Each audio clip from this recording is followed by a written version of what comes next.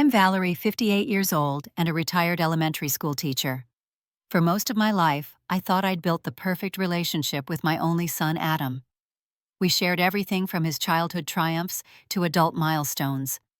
But I never imagined that one day in his kitchen, my 34-year-old son would look me straight in the eyes and say those words that shattered my world: "Just die, Mom, I don't give a shit."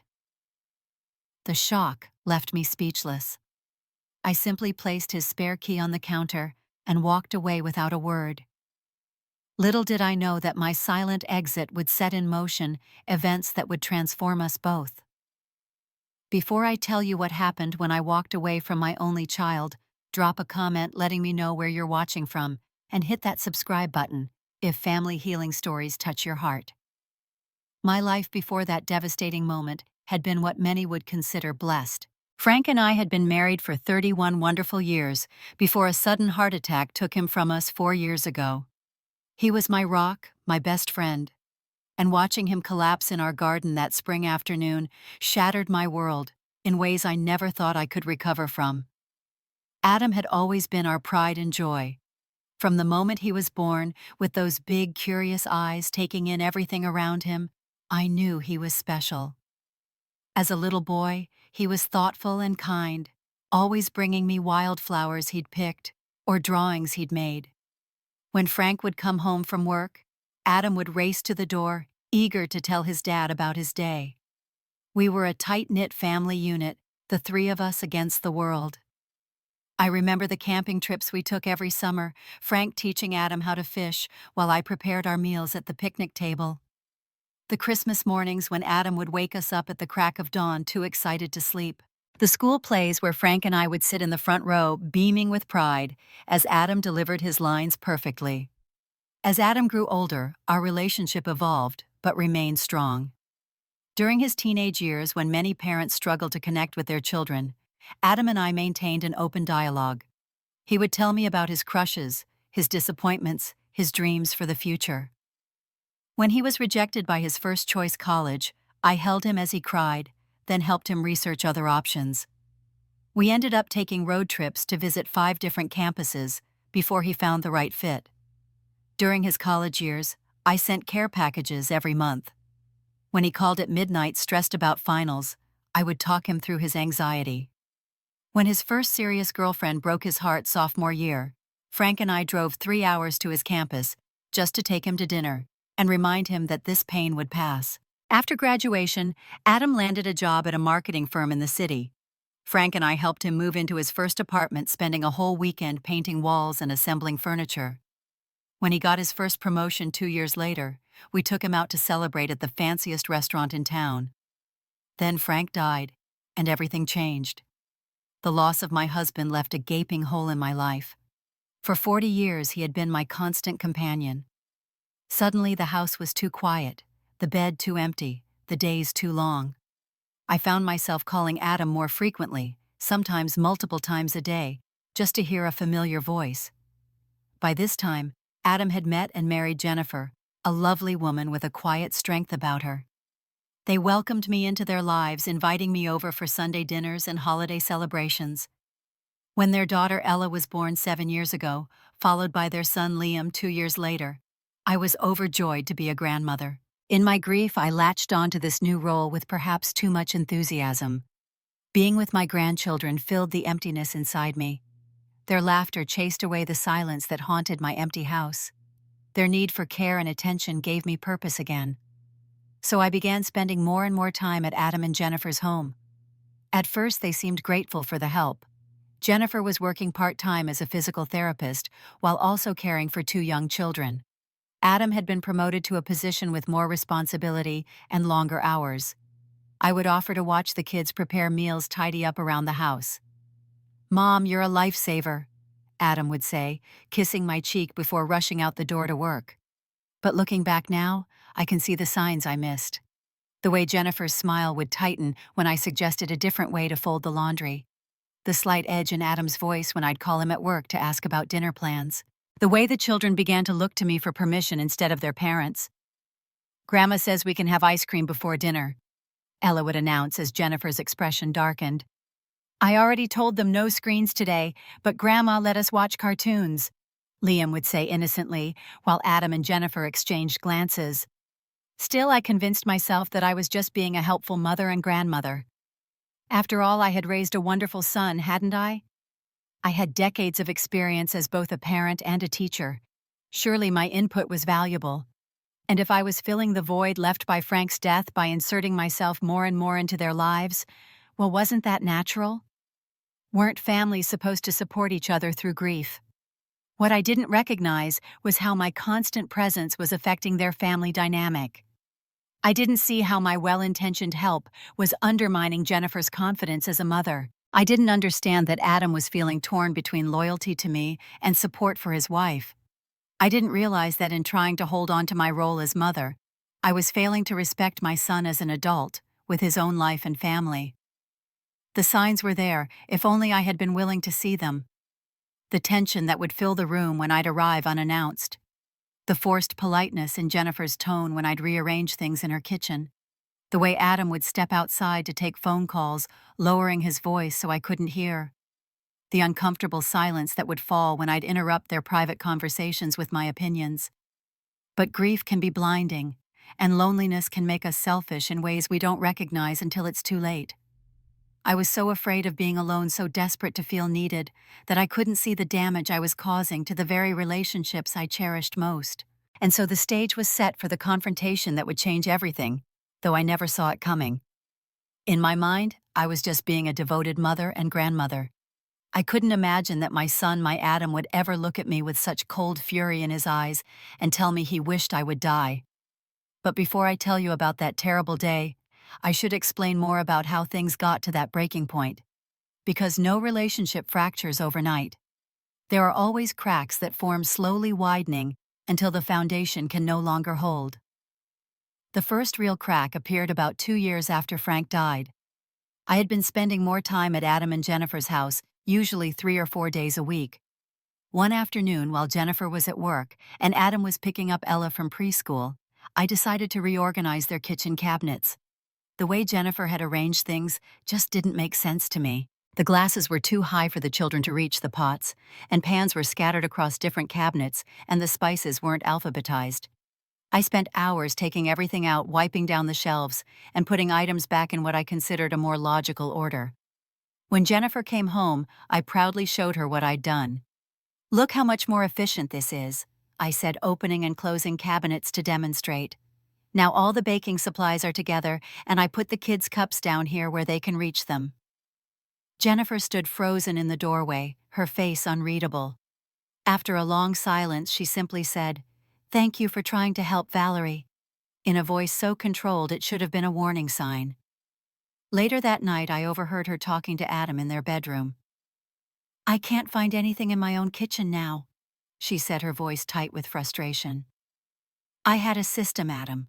It might not have made sense to your mother, but it worked for me."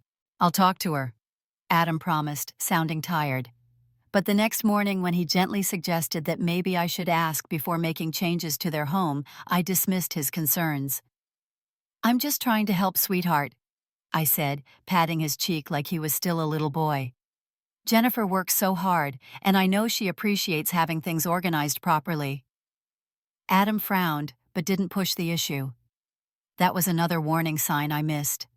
My son, who had always been direct with me, was starting to avoid conflict rather than address the growing tension. A month later, I was babysitting the children while Adam and Jennifer attended a wedding. Liam, who was 3 at the time, had a tantrum when I told him he couldn't have a cookie before dinner. He screamed and kicked, behavior I had never allowed from Adam. When Jennifer and Adam returned home, I immediately launched into a critique of their parenting. "You really need to be firmer with him," I told Jennifer. "In my day, children understood boundaries. I never let Adam get away with that kind of behavior." Jennifer's face flushed, but she remained silent. Adam, however, stepped between us. "Mom, we appreciate your help, but we're handling Liam's development our way," he said firmly. "Well, your way isn't working very well, is it?" I replied with a laugh that was meant to lighten the moment, but came across as condescending. "He's running wild. When you were that age, One look from me was enough to get you in line. Adam's jaw tightened. Things are different now, Mom. We're not raising Liam the same way you raised me. Something in his tone should have alerted me that I was crossing a line, but I pressed on.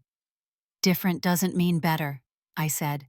These modern parenting techniques, all this negotiating with children, it's creating a generation of entitled brats. The silence that followed was deafening. Jennifer picked up Liam and carried him to his room without a word. Adam stood there, his expression a mixture of anger and disappointment.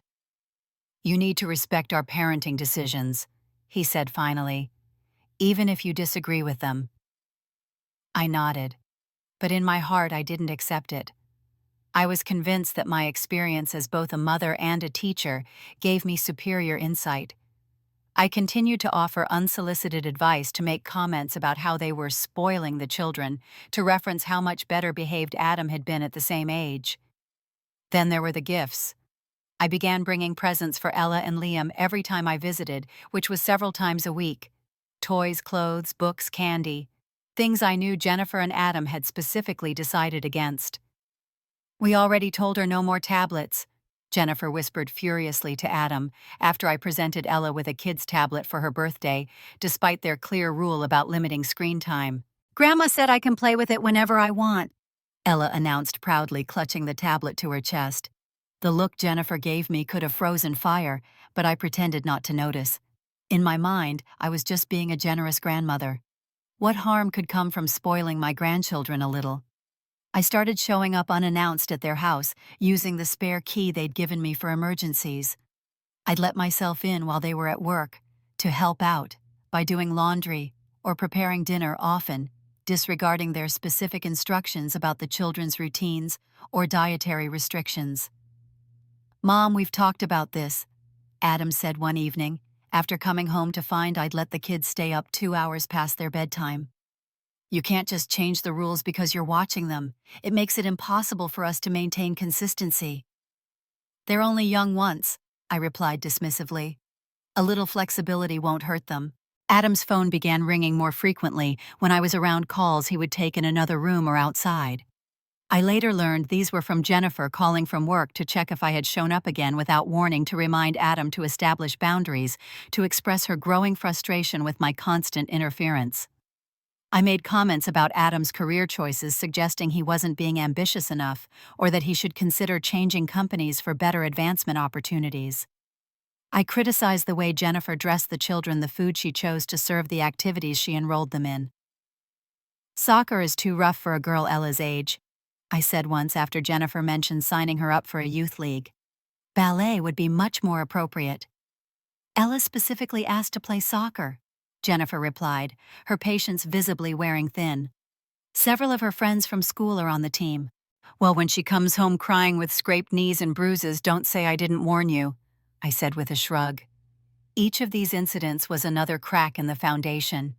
Each dismissal of their parenting choices, each boundary crossed, each undermining comment built upon the last. And through it all, I remained oblivious to the damage I was causing.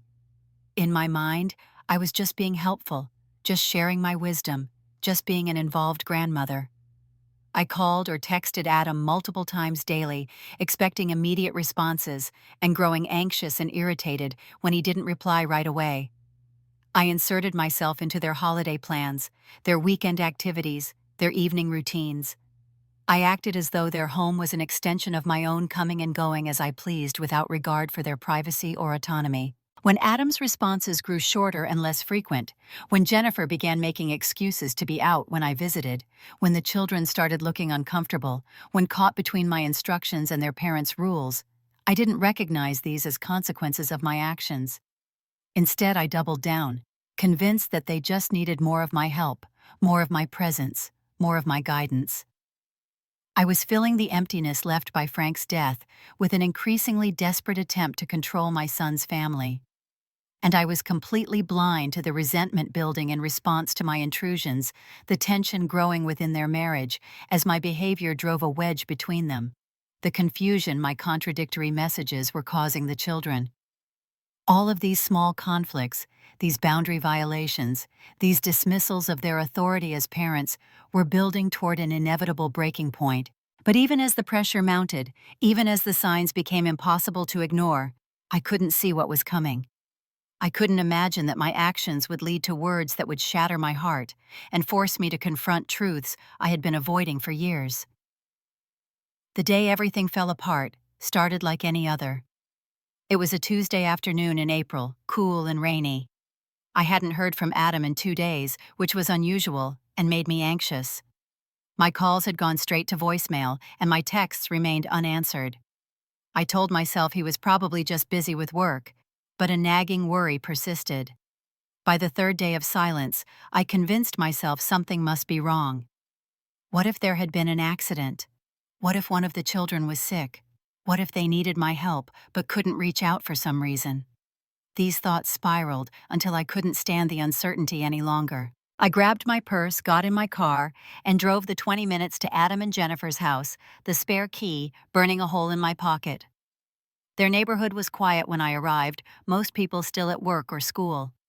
I parked in front of their house and noticed both their cars in the driveway, which was unusual for a weekday afternoon. This fueled my concern. Why were they both home in the middle of a workday? Something must definitely be wrong. I didn't bother knocking. Using my key, I let myself in, calling out as I stepped into the foyer. Adam, Jennifer, is everything okay? The house was eerily silent. No television sounds, no children's laughter, none of the usual noise that filled their home. For a moment I stood frozen, imagining terrible scenarios. Then I heard voices coming from the kitchen. Hushed, intense voices. I moved quietly down the hallway, planning to announce myself again once I reached the kitchen door. But as I got closer, I could make out words, and what I heard stopped me in my tracks. I can't do this anymore, Adam. It was Jennifer, her voice thick with emotion.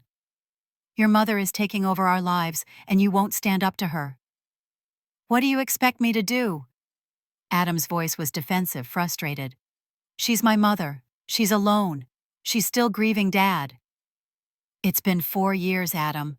4 years of her undermining me, criticizing our parenting, showing up uninvited, changing our rules. The kids are confused about who's in charge. I feel like a guest in my own home. You're exaggerating, Adam said, but his tone lacked conviction. Am I? Last week she told Ella that my rule about no dessert until dinner is finished was silly. The week before she rearranged our bedroom furniture while we were at work because she thought it would flow better.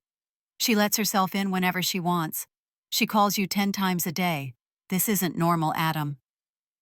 I should have backed away. I should have quietly left and given them privacy to work through their issues.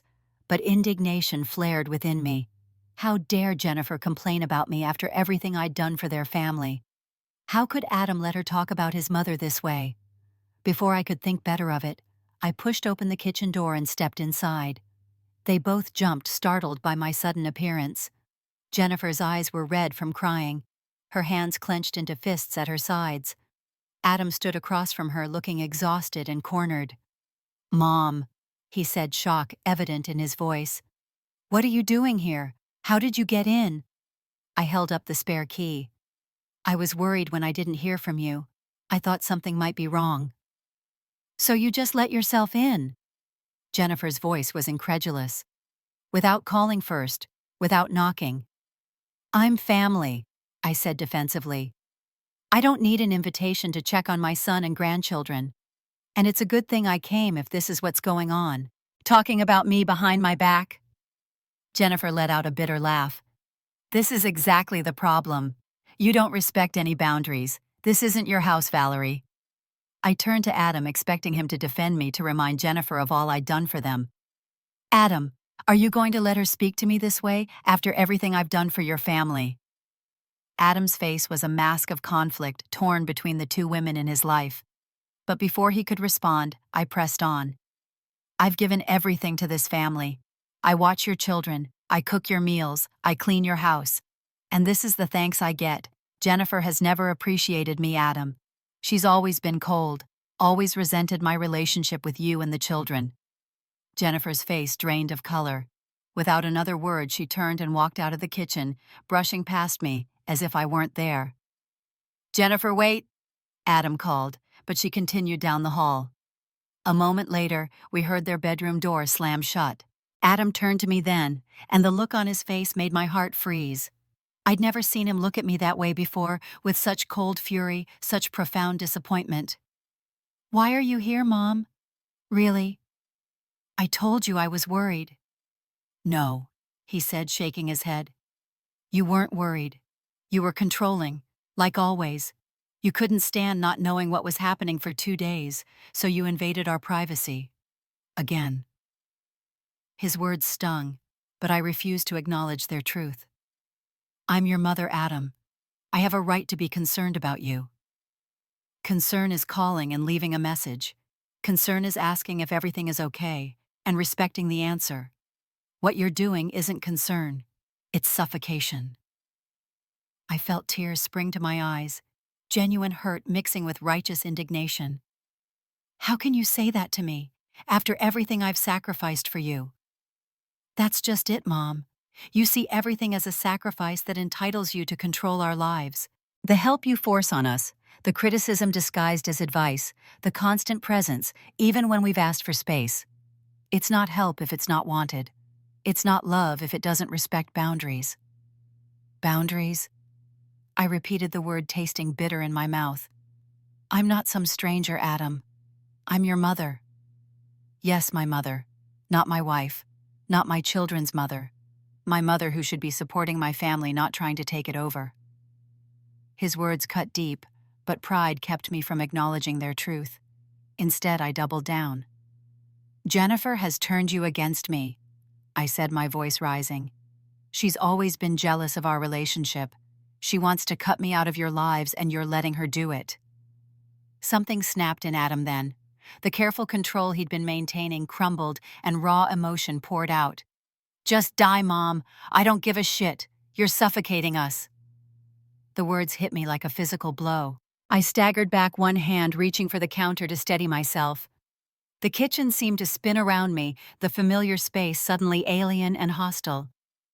Adam's face changed instantly, horror replacing anger as he realized what he'd said. He reached toward me. "Mom, I didn't mean—" But I couldn't hear whatever came next. A roaring filled my ears, drowning out everything except those terrible words echoing in my mind. "Just die.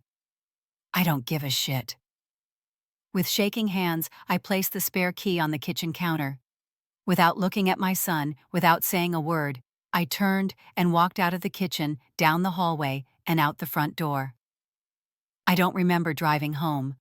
I only remember the tears that blurred my vision, the physical ache in my chest, as if my heart had actually broken, and those words playing on endless repeat in my mind. "Just die, Mom. I don't give a shit." My son, my only child, the person I loved most in this world, had told me he didn't care if I died. And in that moment, a part of me did die. The part that had believed I was a good mother, that had believed my intentions were pure, that had never questioned whether my help was actually harmful. As I pulled into my driveway, I wondered how I could possibly survive this pain. Frank was gone, and now I had lost Adam too. What was left for me? Little did I know that this devastating moment would be the catalyst for profound change for both of us. That sometimes we need to lose everything before we can see clearly what needs to be rebuilt and how. The next several days passed in a blur of tears and disbelief. I moved through my house like a ghost, unable to eat, unable to sleep for more than an hour or two at a stretch. I kept replaying that moment in the kitchen, seeing Adam's face contorted with anger, hearing those terrible words over and over again. My phone rang numerous times. Adam's name flashed on the screen, but I couldn't bear to answer. What was there to say after what had happened? What words could possibly heal such a wound? After the third day, the calls stopped. I told myself it was for the best. Clearly I had become a burden to my son, an unwelcome presence in his life. Perhaps it would be better for everyone if I simply disappeared. Friends called inviting me to lunch or book club meetings, but I declined every invitation, making excuses about not feeling well. It wasn't entirely a lie. I felt physically ill, as if grief had manifested as a virus in my body, leaving me weak and feverish. I spent hours looking through old photo albums. Adam as a baby, his toothless grin lighting up his face. Adam on his first day of school backpack, nearly as big as he was. Adam at his high school graduation standing tall and proud between Frank and me. Adam on his wedding day looking at Jennifer with such love. Where had it all gone wrong? When had my love turned into something that made my son wish me dead? After a week of this self-imposed isolation, I came to a decision. I couldn't stay here surrounded by memories, just a short drive from Adam's house. Every familiar sight was a reminder of what I had lost. Every corner of my home held echoes of Frank, of the family life we had built together, of the visits from Adam and his family that would now never happen again. I needed a fresh start, a clean break. Somewhere no one knew me, where I wouldn't be constantly reminded of my failures as a mother and grandmother. The decision once made gave me a purpose that had been missing since that terrible day. I contacted a realtor who assured me the house could sell quickly in the current market. I researched apartments in a town about 100 miles away, a small coastal community where I had vacationed once with Frank years ago, and remembered finding peaceful. I didn't tell Adam what I was planning. I didn't tell anyone except my sister Karen, who lived in Arizona and had been calling daily since she somehow sensed something was wrong. I need a change, was all I told her. I'm moving to Seacliff. I'll send you my new address once I'm settled. Val, what's going on? Did something happen with Adam? Karen's concern was evident even across the phone line. I don't want to talk about it, I said, my voice breaking. Just, if Adam asks where I am, you can tell him I'm safe. But I need some time. Karen didn't push, which was one of the things I had always appreciated about my sister. Unlike me, she understood boundaries. Within 2 weeks, I had secured a small one-bedroom apartment in Seacliff, sold most of my furniture, and packed the few belongings I wanted to keep into my car. The house was on the market with an agent who promised to handle everything. The morning I left, I stood in the empty living room, where I had built a life with Frank, where I had watched Adam grow from a boy to a man, where I had thought I would live out my remaining years, surrounded by family and memories. Now it felt like a museum of a life that no longer existed. Goodbye, I whispered to Frank, to the ghosts of happier times, to the woman I had been before everything fell apart. The drive to Seacliff took just under 2 hours. My new apartment was on the second floor of a small complex 3 blocks from the beach. It was clean and bright with large windows that let in the sea air. But it wasn't home. It was just a place to exist while I figured out what came next. I unpacked my clothes and the few personal items I had brought: a photo of Frank and me on our wedding day, a ceramic bowl Adam had made in 3rd grade art class, a small collection of seashells from family vacations. I arranged them carefully, then sat on the unfamiliar couch and listened to the silence. This was my life now. No husband, no son, no grandchildren, just an empty apartment in a town where no one knew my name. The first week in Seacliff, I barely left the apartment. I ordered groceries to be delivered and spent my days staring out the window at the sliver of ocean visible between 2 buildings across the street. I watched TV without really seeing it, slept at odd hours, and ate only when hunger became impossible to ignore. When I did finally venture out, it was to walk along the beach in the early morning when few people were around. The rhythmic sound of the waves provided a kind of peace, or at least a temporary distraction from the constant ache in my chest. I would watch families playing in the sand, young mothers chasing toddlers at the edge of the water, grandparents helping grandchildren build sandcastles. Each sight was a fresh wound, a reminder of what I had lost. In the evenings, I would sit on a bench overlooking the water and watch the sun set, wondering if Adam ever thought about me, if he was relieved that I had disappeared from his life. I wondered if the children asked about me, if they missed their grandmother, or if they too were happier without my intrusive presence. Most nights I cried myself to sleep, the pillow muffling my sobs in the lonely apartment. The pain didn't diminish with time as I had hoped it would. Instead, it seemed to settle deeper into my bones, becoming a part of me. One afternoon, about 3 weeks after I moved to Seacliff, I was walking back from the beach when I noticed a flyer posted in the window of the community center. Grief Support Group, Wednesdays at 7 p.m. All welcome. I almost walked past, but something made me stop and take a photo of the flyer with my phone. I had never been one for support groups, always believing I could handle my problems on my own. But where had that gotten me? Alone in a strange town, cut off from the only family I had left.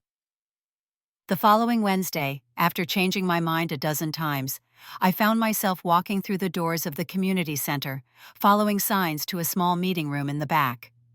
About 10 people sat in a circle of chairs, quietly talking among themselves. They looked up when I entered, and a woman with silver hair and kind eyes stood to greet me. "Welcome," she said, extending her hand. "I'm Martha, the group facilitator. First time?"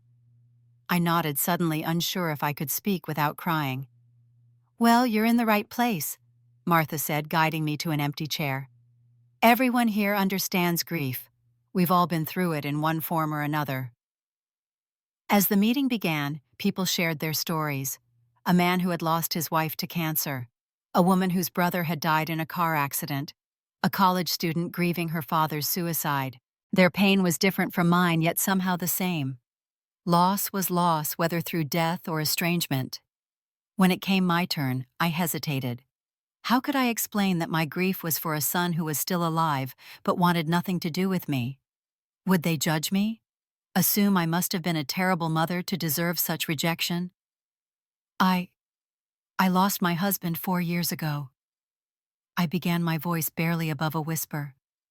And recently I've become estranged from my son, my only child. He said some things that made it clear he doesn't want me in his life anymore. I expected awkward silence, perhaps some pitying looks. Instead, Martha nodded with understanding. "Family estrangement is its own kind of grief," she said. "In some ways it can be harder than death, because there's no closure, just a painful ambiguity. Thank you for sharing that with us, Valerie." From across the circle, a woman about my age caught my eye. "I haven't spoken to my daughter in 6 years," she said quietly. "I understand." Something shifted in me then. For the first time since that terrible day in Adam's kitchen, I didn't feel completely alone in my pain. These strangers didn't know the details of my situation, didn't know what I had done or not done, yet they offered acceptance without judgment. After the meeting, the woman who had spoken about her daughter approached me. Her name was Diana, and she suggested we get coffee sometime. I surprised myself by accepting. 2 days later, we met at a small cafe near the beach. Diana was easy to talk to, and I found myself telling her more about Adam, about our relationship before and after Frank died, about the confrontation that had led to our estrangement. "It sounds like boundaries were an issue," Diana said gently, after I described how I had let myself into Adam's house that day. "Boundaries." I echoed, the same defensive tone creeping into my voice as when Adam had used that word. "Yes," Diana said, unfazed by my reaction. "After my husband died, I became very dependent on my daughter. Too dependent. I called her multiple times a day, showed up at her workplace unannounced, criticized her parenting, her marriage, her choices. I thought I was being helpful, showing love. But really, I was trying to control her life because I couldn't control the fact that my own had fallen apart." Her words hit so close to home that I couldn't speak. It was as if she was describing my own behavior, my own motivations. "Have you considered talking to someone professionally?" Diana asked. "A therapist helped me understand what I was doing and why. It didn't fix things with my daughter, at least not yet, but it helped me start healing myself." The next day, I looked up therapists in Seacliff and found Dr. Sarah Bennett, who specialized in grief and family relationships. At our first session, I was guarded, sharing only the basic facts of my situation. But Dr. Bennett's calm, non-judgmental approach gradually helped me open up. Over the following weeks, our sessions became a space where I could examine my behavior honestly, perhaps for the first time. Dr. Bennett asked questions that forced me to consider perspectives I had been avoiding. "Why do you think you felt the need to rearrange Jennifer's kitchen without asking, Why was it important to you to override their parenting decisions? What were you feeling when you used the spare key to enter their home unannounced? Slowly, painfully, I began to recognize patterns in my behavior that stretched back even before Frank's death. My need for control, my difficulty accepting that Adam was an adult with his own life and family, my use of help as a way to remain central to his life. It seems like you've been struggling with the changing nature of your relationship with Adam as he's grown up, Dr. Bennett observed during one session. That's actually quite common. Many parents find it difficult to shift from being the authority figure to being a supportive presence on the sidelines. But I just wanted to help, I insisted, though my conviction was weakening in the face of the insights our sessions were revealing. I believe you, Dr. Bennett said kindly. But help that doesn't respect boundaries isn't really help at all. It's control disguised as assistance. She helped me see how Frank's death had intensified these tendencies, how my fear of being alone had driven me to cling even more tightly to Adam and his family. I had used my grief as an excuse to demand attention, to insert myself into their daily lives, to make their home an extension of my own. Most difficult of all was recognizing how my behavior mirrored that of my own mother, who had been controlling and intrusive throughout my life, even after I married Frank. I had sworn I would never be like her, yet here I was repeating the same patterns with my own son. The good news, Dr. Bennett told me, is that awareness is the first step toward change. Now that you can see these patterns, you can begin to make different choices. I started keeping a journal documenting my insights and the painful truths I was confronting. Each entry was a small step toward understanding myself better, toward taking responsibility for the role I had played in the estrangement from Adam. I realize now that I didn't respect Jennifer as Adam's wife and the mother of his children. I wrote one evening. I treated her like competition for his attention rather than as my son's chosen partner. No wonder she resented my presence. And later, I used the grief of losing Frank as a weapon, making Adam feel responsible for my happiness. What an unfair burden to place on my son. Alongside therapy and the grief support group, I began to take small steps toward building a life in Seacliff. I volunteered at the local library, reading to children during weekly story hours. Being around children was both painful and healing, a reminder of my grandchildren, but also an opportunity to interact with young people in a healthy, boundaried way. I joined a watercolor painting class at the community center, something I had always wanted to try, but had never made time for. My first attempts were terrible, but the process of learning something new, of focusing on colors and shapes instead of regrets, provided brief respites from grief. Diana introduced me to some of her friends, and occasionally we would meet for lunch or a walk along the beach. These were not deep friendships yet, but they were connections, tentative roots in this new place. Gradually, almost imperceptibly, things began to shift. I started sleeping better, eating regularly again. There were moments, brief at first, but gradually lengthening, when I wasn't actively thinking about Adam or Frank or what I had lost. There were even occasions when I laughed genuinely, when I felt a spark of interest in life again. I was nowhere near healed. The pain of Adam's words of our estrangement was still a constant companion, but I was beginning to see a path forward, even if it didn't lead back to what I had lost. What I didn't know, couldn't have guessed, was that while I was working on myself and Seacliff, changes were happening elsewhere too. That the story I thought had ended was actually moving toward an unexpected new chapter. On a Wednesday afternoon in late May, about a month after I had left my old life behind, I returned to my apartment after therapy to find a familiar car parked on the street outside my building. My heart nearly stopped when I recognized it. Adam's silver sedan, the one Frank and I had helped him pick out 3 years ago. For a moment, I froze on the sidewalk, unable to move forward or retreat. Then I saw him sitting on the steps, leading up to my building, his elbows on his knees, head bowed. He hadn't seen me yet. I considered turning around, walking away, pretending I hadn't noticed him. The thought of facing him, of hearing more harsh words, of having my heart broken all over again, was almost unbearable. But as I stood there paralyzed with fear and hope, he looked up and our eyes met across the distance.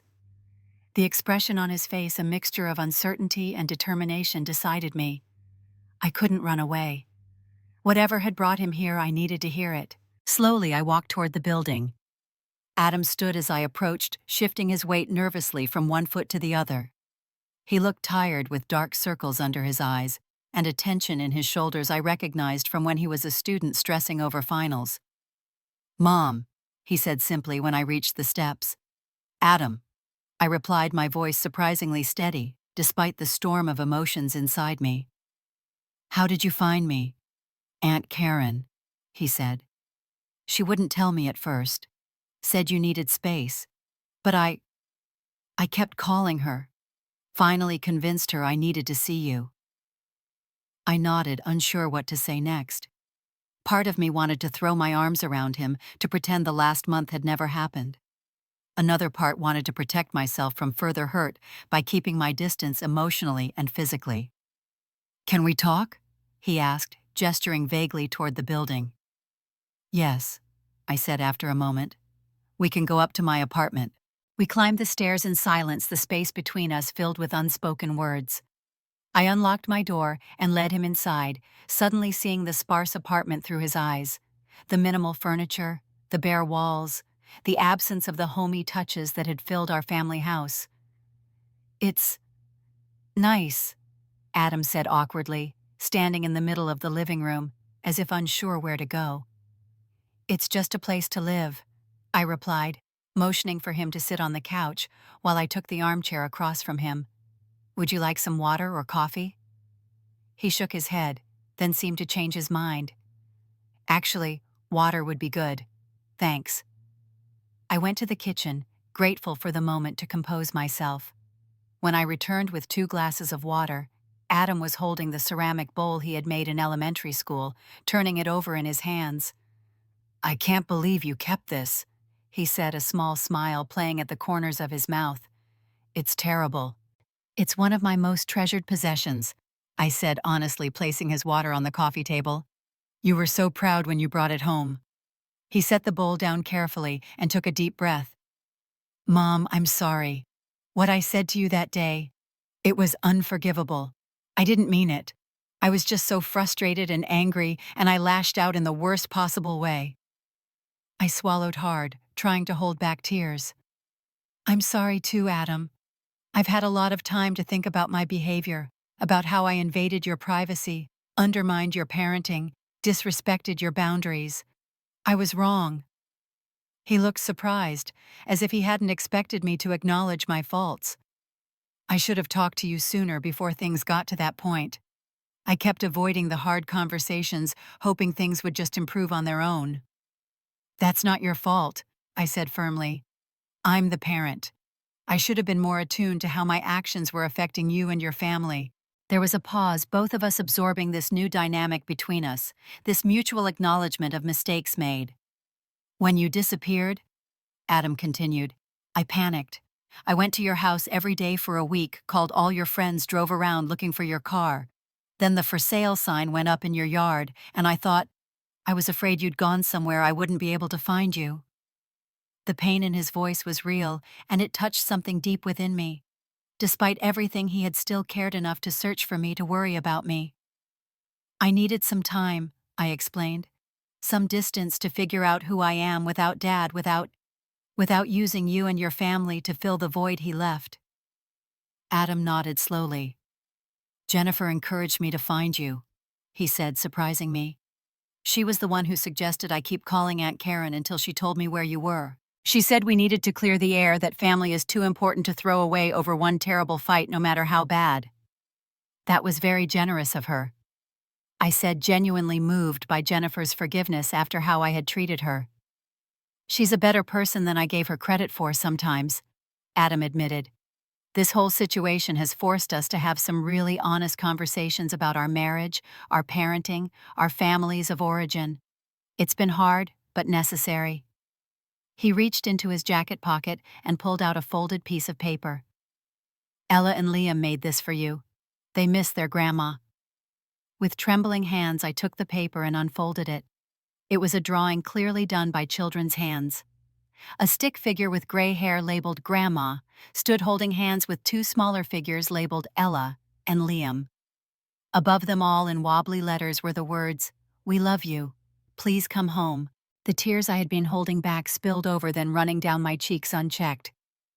"I've missed them so much," I whispered. "All of you." Adam moved to sit beside me on the arm of my chair, tentatively putting his hand on my shoulder. "We've missed you too, Mom. Even when I was angriest, I still loved you. I still wanted you in our lives, just in a healthier way."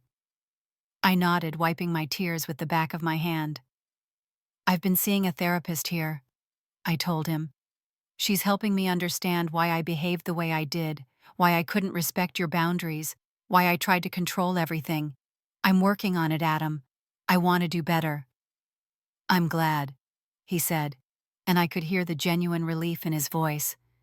"I've been talking to someone too, trying to figure out why I let things get so bad before speaking up, why I couldn't set clear boundaries with you earlier." We sat in silence for a moment, the air between us lighter somehow, as if the simple act of acknowledging our respective roles in what had happened had cleared away some of the tension. "So what happens now?" I asked finally, the question that had been hovering unspoken between us. Adam took a deep breath. "I don't expect things to go back to how they were before. That wouldn't be healthy for any of us. But I'd like to start rebuilding our relationship on new terms, with clear boundaries and open communication." "I'd like that too," I said softly. "More than anything." "Jennifer suggested family therapy," he continued. "All of us together working through this with professional help. She thinks it would be good for the kids too, to see how families can have conflicts but still love each other and find ways to heal." The fact that Jennifer was not only willing to reconcile, but was actively suggesting ways to move forward touched me deeply. After how I had treated her, she had every right to want me out of their lives permanently. Her capacity for forgiveness made me even more aware of how poorly I had judged her. "I think that's a wonderful idea," I agreed. "I'm willing to do whatever it takes to be a healthy presence in your lives."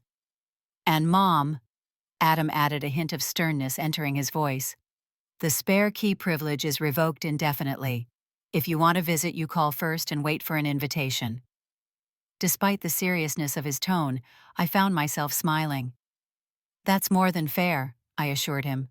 "No more surprise visits, no more rearranging the kitchen, no more undermining your parenting. I promise." He smiled back, a genuine smile that reached his eyes for the first time since he had arrived. "So, are you planning to stay here in Seacliff? Or would you consider moving back closer to us? Not next door or anything," he added hastily, "but maybe within visiting distance." I hadn't thought that far ahead. The apartment in Seacliff had been an escape, not a long-term plan. "I don't know," I admitted. "I've made some connections here, found a therapist I trust, but I miss being able to see you and the children." "Take your time," Adam said. "Think about it. Whatever you decide, we'll figure out a way to make it work." As the afternoon turned to evening, we continued talking more openly and honestly than we had in years. Adam told me about the children's activities, about changes at his work, about the family therapy sessions they had already begun.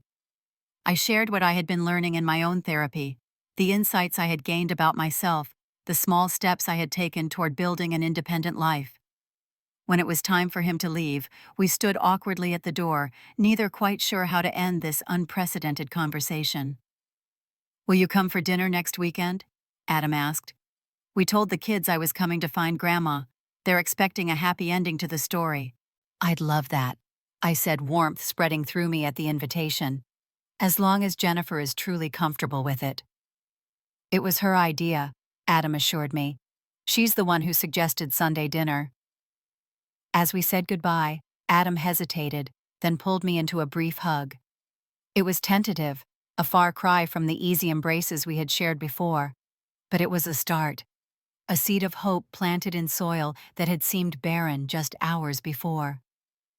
After he left, I sat looking out my window at the darkening sky, the children's drawing clutched in my hand. For the first time in a month, I felt something other than despair when thinking about the future. Not certainty, not even confidence, but possibility. The chance to build something new from the ashes of what had been destroyed. It wouldn't be easy. There would be setbacks, moments of doubt, old patterns threatening to reassert themselves. But as I sat there in the growing darkness, I made a silent promise to myself, to Adam, to his family. I would do the work. I would respect their boundaries. I would learn to love without controlling, to be present, without intruding, to support, without undermining. Because sometimes the most painful words can be the wake-up call we need. My son's harsh statement had broken my heart, but ultimately it had created an opportunity for healing that might otherwise never have come. The process of rebuilding our relationship was neither quick nor easy. It began with that Sunday dinner, a tentative first step back into each other's lives. I remember how nervous I was as I drove to their house that day, my stomach in knots, a bouquet of flowers for Jennifer on the passenger seat beside me. This time, I parked in the driveway and rang the doorbell, waiting to be invited in, rather than using the key I no longer possessed. Jennifer opened the door, and for a moment, we just looked at each other, all the history between us hanging in the air. Then she surprised me by stepping forward and giving me a brief hug. "Welcome, Valerie," she said, her voice warm but reserved. "We're glad you could come." I handed her the flowers, a peace offering that felt woefully inadequate given our past. "Thank you for having me, Jennifer. It means more than I can say." From somewhere inside the house came the sound of running feet, and then Ella and Liam appeared, pushing past their mother to reach me. "Grandma!" Ella cried, throwing her arms around my waist. "You came back!" Liam, more reserved, stood slightly behind his sister, peering up at me with solemn eyes. "Did you get our drawing?" he asked. I knelt down to their level, my heart so full it threatened to burst. "I did, and it was the most beautiful drawing I've ever seen. I've missed you both so much." Liam stepped forward, then allowing me to hug him briefly before squirming away with the typical discomfort of a 5-year-old boy. Adam appeared in the hallway behind them, smiling at the reunion. "Dinner's almost ready," he said. "Dad's been experimenting in the kitchen again, so prepare yourselves." The meal was awkward at times, conversation stilted, as we all navigated this new dynamic. I had to resist the urge to comment when I noticed Ella not eating her vegetables, or when Liam spilled his milk. Old habits died hard, but I was determined to prove that I could respect their parenting choices. After dinner, when the children were occupied with a movie in the living room, the 3 adults sat at the kitchen table for a more serious conversation. "We've been talking to a family therapist, Dr. Russell," Jennifer began, her hands wrapped around a mug of tea.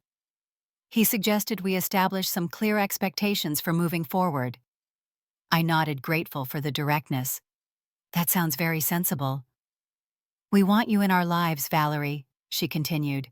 "The children love you, and despite everything, you're Adam's mother and the children's only grandmother. But we need things to be different." "I understand," I said, and I truly did. The work I had been doing with Dr. Bennett had helped me see how my behavior had affected them, how my inability to respect boundaries had damaged our relationship. "We'd like to start with scheduled visits," Adam explained. "Sunday dinners once a week, maybe an occasional afternoon with the kids if that goes well. Always with clear beginning and end times." "And we need you to support our parenting decisions," Jennifer added. "Even when you disagree with them. If you have concerns, you can talk to us privately, not in front of the children." "No gifts without checking with us first," Adam continued. "No changing rules or routines when you're watching the kids.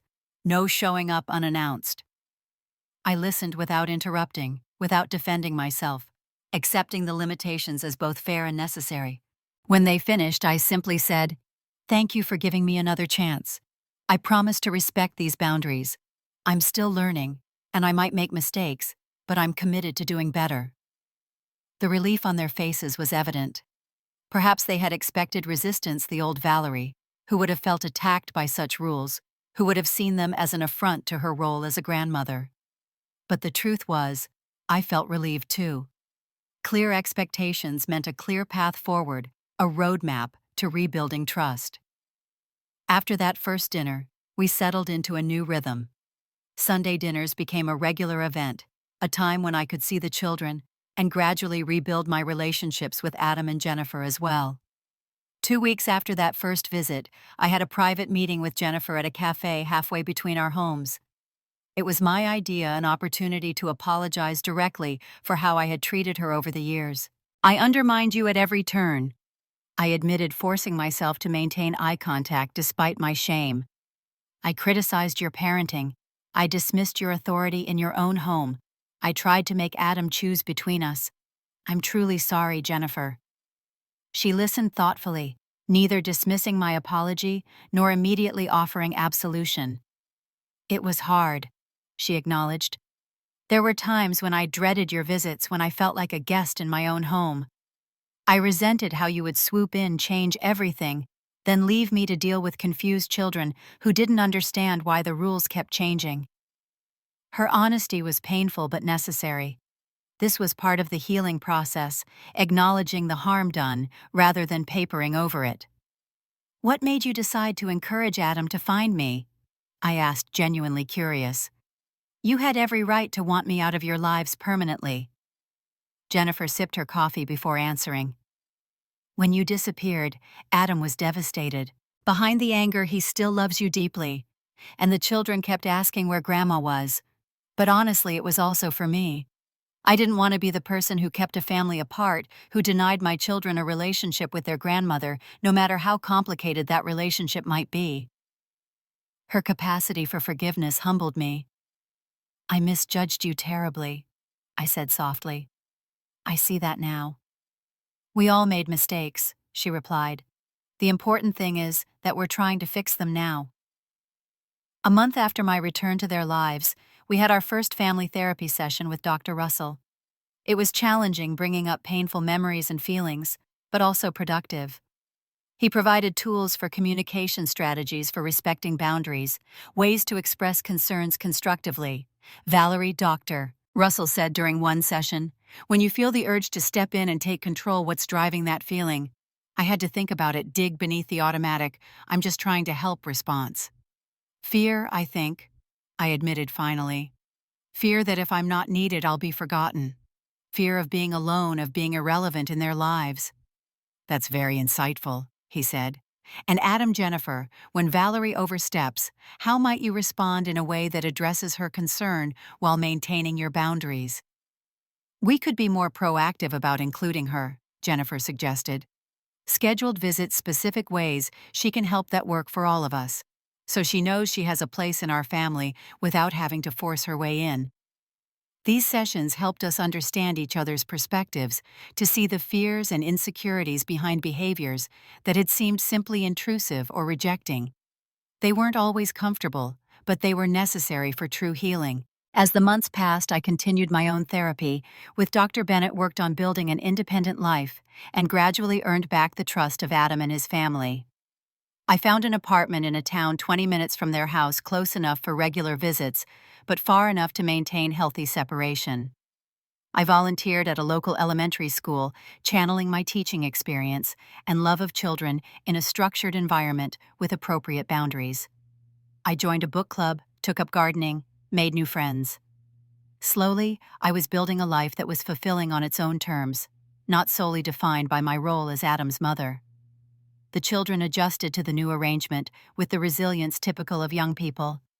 They seemed to enjoy our scheduled visits even more than my constant presence before, perhaps because they were now quality time rather than intrusions. 1 year after Adam found me in Seacliff, we celebrated with a special Sunday dinner. So much had changed in those 12 months. The tension that had once filled their home when I visited was gone, replaced by genuine warmth. Jennifer and I had developed a friendship based on mutual respect. Adam and I could talk openly about difficult subjects without fear of explosion or estrangement. As we sat around the table enjoying the meal we had prepared together, I looked at the faces of my family and felt a profound gratitude. Not just for their forgiveness, but for the crisis that had forced us all to grow, to communicate, to build a healthier relationship than we had ever had before. "I'd like to make a toast," I said, raising my glass. to second chances, to hard truths, and to the courage to change.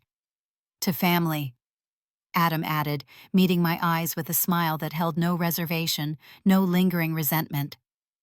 To boundaries, Jennifer said with a gentle laugh, and we all joined in the joke, a sign of how far we had come. Later, as I prepared to leave at the agreed-upon time, Ella hugged me tightly. "I'm glad you came back, Grandma," she said, "and I'm glad you don't get mad when Mom and Dad say no anymore." Out of the mouths of babes, children see more than we give them credit for, understand more than we realize. Ella had noticed the change in me, the way I now respected her parents' decisions, even when they differed from what I might have done. "Me too, sweetheart," I told her. "I'm learning to be a better grandma." As I drove home that evening to my own apartment, my own space, I reflected on the journey of the past year. From the devastating moment when Adam's cruel words had sent me fleeing to a new town, to this peaceful Sunday with my family, it had been a path of pain and growth, of loss and recovery. I had lost the illusion of control, the belief that I knew what was best for everyone, the expectation that my son's family should revolve around my needs. But I had gained something far more valuable: authentic connection, mutual respect, genuine love freely given rather than demanded. Sometimes the most painful words can be the wake-up call we need. My son's harsh statement broke my heart, but it ultimately saved our relationship. True love isn't about possession or control. It's about respect, boundaries, and the freedom to be separate individuals while remaining connected by choice, not obligation. Have you ever had to establish boundaries with someone you love, or been on the receiving end of necessary but painful limits? Share your experience in the comments below. And if this story of family healing touched your heart, please hit that like button, subscribe to my channel for more stories of growth through difficult times, and share this video with someone who might need to hear that even the most broken relationships can sometimes be mended. Thank you for listening to my journey, and remember that it's never too late to learn to change and to heal.